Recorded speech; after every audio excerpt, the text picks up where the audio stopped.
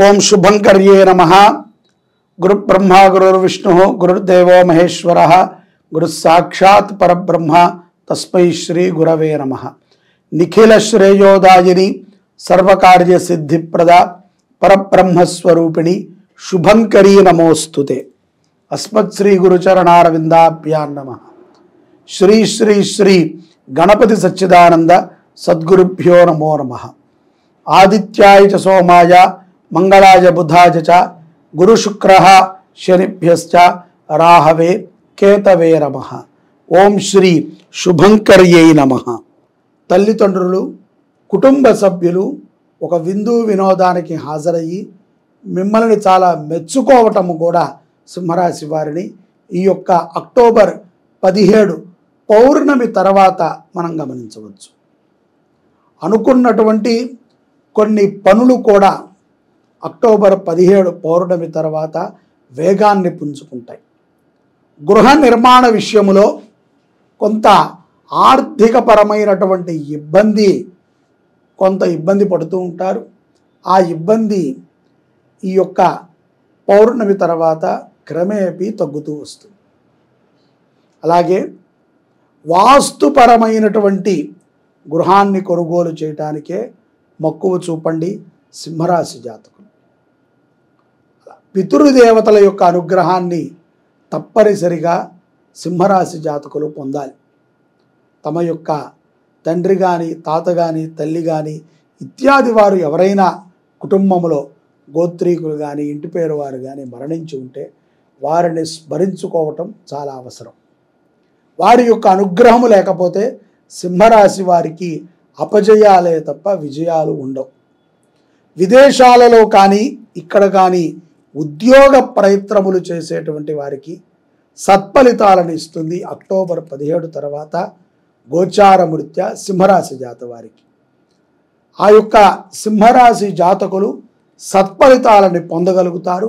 ఉద్యోగ విషయములో వ్యాపారములు కూడా అభివృద్ధి ప్రాయముగా ముందుకు వెళుతూ ఉంటాయి. పెద్దలను కలిసినప్పుడు నోటికి ఎంత మాట వస్తే అంత మాట మాట్లాడవద్దు. కంగారుతో మాట్లాడి వాళ్ళ ముందు మీరు అవమానపడకండి. ఆచితూచి మాట్లాడటం అవసరం. స్త్రీలు సింహరాశిలో ఉన్నటువంటి స్త్రీలు ఈ యొక్క అక్టోబర్ మాసంలో పౌర్ణమి తర్వాత ఒక అద్భుతమైనటువంటి కార్యంలో పాల్గొని వారికి ఉన్నటువంటి ప్రతిభని చాటేటువంటి సందర్భాలు ఉన్నాయి. ఈ యొక్క పౌర్ణమి తర్వాత ధనకటాక్షము కూడా ఈ యొక్క సింహరాశి జాతకులకి గోచరిస్తోంది.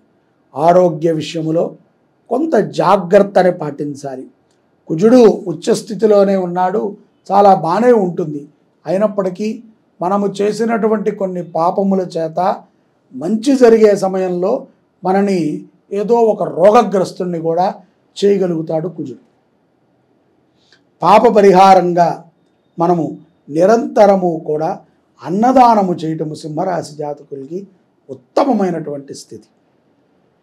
అన్నదానము ఈ యొక్క దేవీ నవరాత్రులలో మనకి 3వ తారీఖు నుంచి 12వ తారీఖు వరకు ఈ యొక్క దేవీ నవరాత్రులు జరుగుతాయి. అటువంటి సందర్భంలో సింహరాశి జాతకులు అమ్మవారి దేవాలయంలో కానీ వారికి నచ్చినటువంటి దేవాలయంలో కానీ ఆ యొక్క రాజరాజేశ్వరి నామముతో అన్నదానము చేయండి. అన్నార్తులకి ఓం శ్రీ రాజరాజేశ్వర్యై నమః అనేటువంటి నామాన్ని చెబుతూ అన్నాన్ని పెట్టండి. తద్వారా గ్రహముల యొక్క అనుగ్రహాన్ని సింహరాశి జాతకులు అక్టోబర్ మాసంలో పొందగలుగుతారు. విశేషమైనటువంటి అనుగ్రహాలని గ్రహములు సింహరాశి జాతకులకి అందిస్తాయి. నిజంగా చండీ సప్తశతి యాగాలు చేసే వాళ్ళకి తెలుస్తుంది. మన ఇళ్లలో మనం చేసుకోవాలన్నా ఒక చండీ హోమం మినిమంలో మినిమం ఎంత లేదన్నా సరే ఒక 15,000 నుంచి 20,000 ఖర్చు అవుతుంది. ఇంకా తక్కువ అంటే 10,000 ఖర్చు అవుతుంది. లేదు కొంత వైభవంగా చుట్టుపక్కల వాళ్ళందరినీ పిలిచి నలుగురు పండితులతో చేసుకోవాలి అనుకుంటే 50,000 కదండి. ఒక పారాయణ ఒక హోమం. 9 పారాయణలు చేయాలంటే చాలా తీసుకుంటారు. ఈ శరన్నవరాత్రి శరత్కాలే మహాపూజ, మహాపూజలు కొన్ని ఉంటాయి తెలుసు కదా, మహాపూజలు అంటూ ఉంటాయి.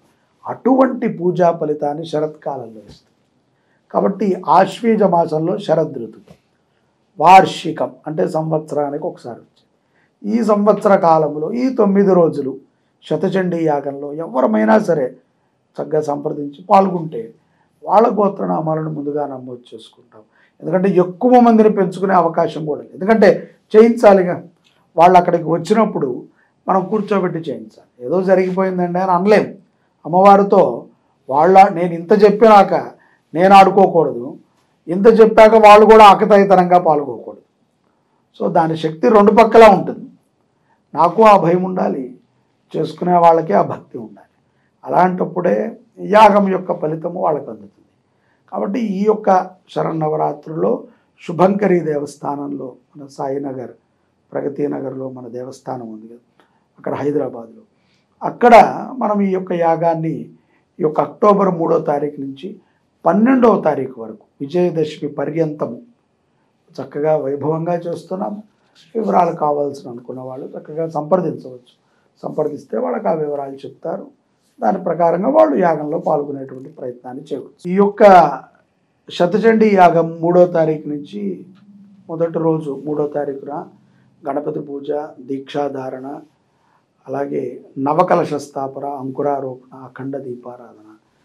ప్రతిరోజు కూడా 3 అంటే ఒక 3 బ్రాహ్మలు 9 సార్లు చండీ సప్తశతి పారాయణ చేస్తారు. ఒక హోమం చేస్తారు. పారాయణ సమయము మొదటి రోజు కొంత ఆలస్యం అవ్వచ్చు కార్యక్రమాల రీత్యా. 2వ రోజు నుంచి ఉదయం 6 గంటలకి పారాయణ, 9 గంటలకి హోమం. 9 గంటలంటే అది హోమం అయ్యేటప్పటికి 11:30. 11:30కి అమ్మవారికి త్రిశతి నామార్చన, మధ్యాహ్న కాల అర్చన. అదైన తర్వాత కొంచెం పలహారము, విశ్రాంతి. దాని తర్వాత సాయంకాలం మళ్ళీ 5 గంటల నుంచి 6:30 గంటల వరకు చండీ సప్తశతి పారాయణ. 6 గంటల నుంచి శ్రీచక్రానికి అభిషేకము, చతుషష్ఠి ఉపచార పూజ, మహామంగళహారతి, తీర్థప్రసాద సేవ ఉంటాయి.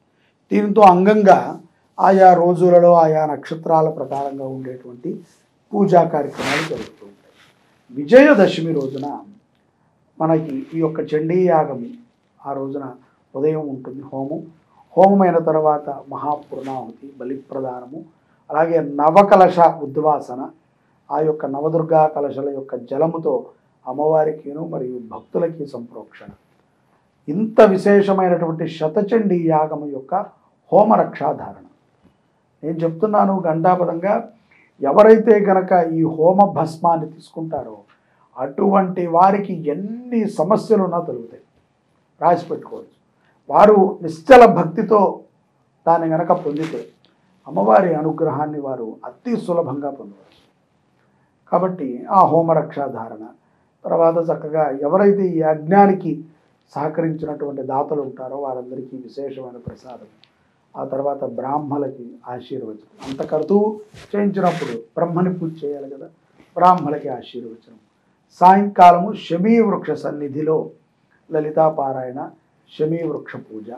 ఈ ఆయుధాలు మనలో ఉన్నటువంటి ఏవైతే గనక రాగద్వేషాలు ఇవన్నీ కూడా ఆయుధాలే. ఇవన్నీ కూడా జడాయుధాలు. ఎప్పుడు పడితే అప్పుడు ఉపయోగపడకూడదు. కామక్రోధ మదమాత్సల్యాలు ఇవన్నీ కూడా ఆయుధాలే.